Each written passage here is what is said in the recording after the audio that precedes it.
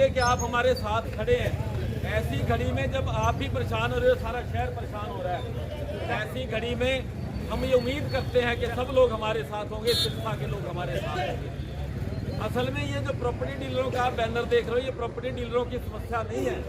Property dealer शहर के लोगों की समस्या के लिए लड़ाई लड़ रहे हैं। शहर की लड़ाई प्रॉपर्टी डीलरों ने जिम्मा लिया लड़ने का। ये नहीं है कि केवल इनके दर्द है, दर्द सबके है, पूरे शहर के है। और हजारों हजार लोग परेशान, इस दफ्तर में जो अफसर बैठे हैं उनके कारनामों के कारण परेशान हो रहे हैं। और उन पर नकेल कसने के लिए आप सभी डीलर आगे आए हो, आप सबको बधाई है, सबको इनकी नकेल कोई तो कसेगा। और आप डीलर आए हो, आप बधाई के पात्र हो, आप बधाई के पात्र हो। पूरे शहर में जो जागते हुए लोग हैं, जो जागती हुई जमीर वाले लोग हैं, वो ये लोग बैठे हैं। इनकी जमीरें अभी नहीं जाती हैं, वो फिर रहे हैं कभी किसी के पीछे, कभी किसी के पीछे। हमने किसी के पीछे नहीं फिरना, हम यहाँ बैठे हैं, वो चल के हमारे पास आएंगे। ऐसी हम स्थिति करना चाहते हैं। रोज मेरे पास बात आती है, हमारे शर्मा जी के पास बात आती है, मास्टर जी के पास बात आती है कि फलाना बंदा कहता है मेरी पूछ पकड़ लो, मैं करवा दूंगा। हमने किसी की पूछ नहीं पकड़नी, अपने आप आएंगे। 16 दिन हम बैठ सकते हैं तो 32 दिन भी बैठ सकते हैं, 64 दिन भी बैठ सकते हैं। क्या दिक्कत क्या है इसमें? ऐसा नहीं है कि उन पे असर नहीं हो रहा, उन पर कितना असर हो रहा है आप सोच सकते हो। कल फिर मुझे किसी ने कहा कि वहां पर डीलर नहीं बैठे हैं। आप बताओ, ये डीलर नहीं तो और कुछ है क्या? और कोई जंगल के जंतु आए हैं क्या यहाँ पर जो बैठे हैं? प्रॉपर्टी डीलर इस तरह एकजुट होते मैंने तो अपनी लाइफ में देखी नहीं, 50 साल की उम्र में मैंने नहीं देखी।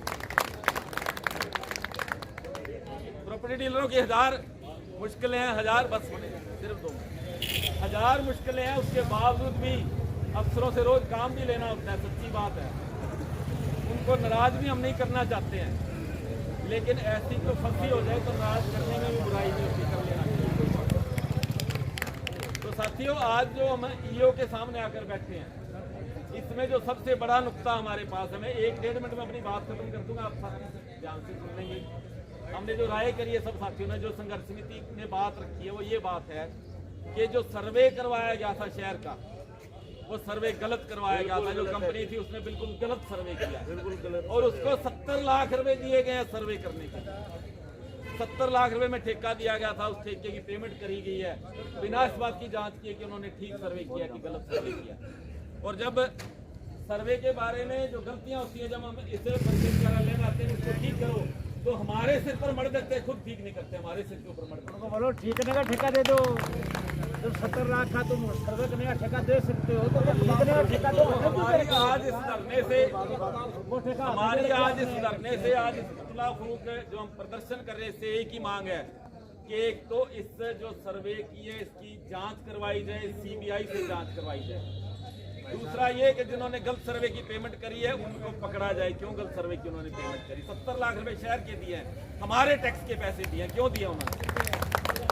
और हमारे टैक्स के पैसों से हमें फांसी लगा दी गई गलत सर्वे करके। ऐसी जिम्मेवारी किसी पर तो आएगी, कोई आदमी तो जिम्मेवार होगा इसका।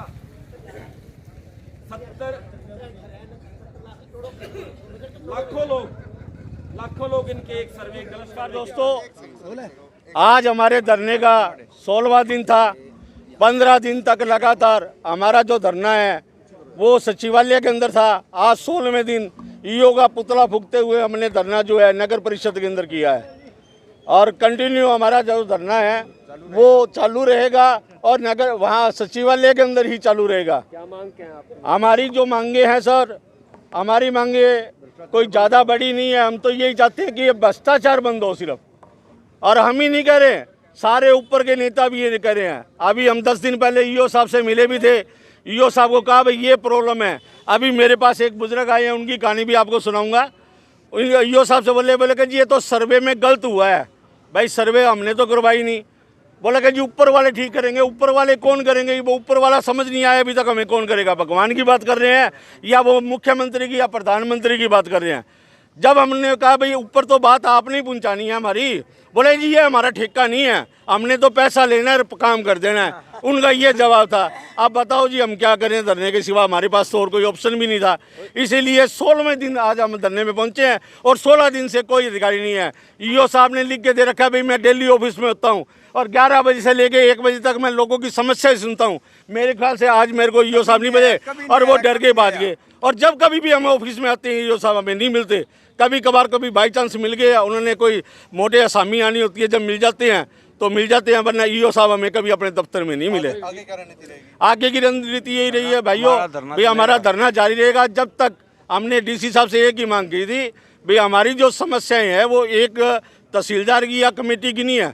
जब तक ईओ सरसा, डीसी सिरसा और तहसीलदार सरसा तीनों मिलके अपने हमारी समस्या ही नहीं सुनेंगे, जब तक हम धरने पे बैठे रहेंगे हमारी समस्या का निदान वो तीनों इकट्ठे कर सकते हैं, एक एक आदमी नहीं कर सकता। इस धरने को आमरण, मेरा नाम मनोज शर्मा है सर, प्रॉपर्टी डीलर का मेरा पेशा है। धरने को आमरण अनशन में तब्दील और करते हैं। आज ये धरना हमारा धरना स्थली है और सोमवार से हो सकता है हम अनशन पे बैठ जाएं, क्योंकि ऐसा है अनशन बैठना जरूरी हो गया, क्योंकि अभी तक हमारी पुकार नहीं सुनी जा रही, तो हमें मजबूरन ये कदम भी उठाना पड़ेगा। हमारे काम धंधे ठप्प हैं बिल्कुल सोमवार से, क्योंकि भूखा मरने की नौबत तो वैसे ही सभी डीलरों को आई हुई है और वहाँ भी भूखे बैठ जाएंगे तो कोई विशेष बात नहीं है। इसलिए सोमवार से जो है हमारा भूख हड़ताल का निर्णय रहेगा। इसी के साथ जय हिंद, जय भारत।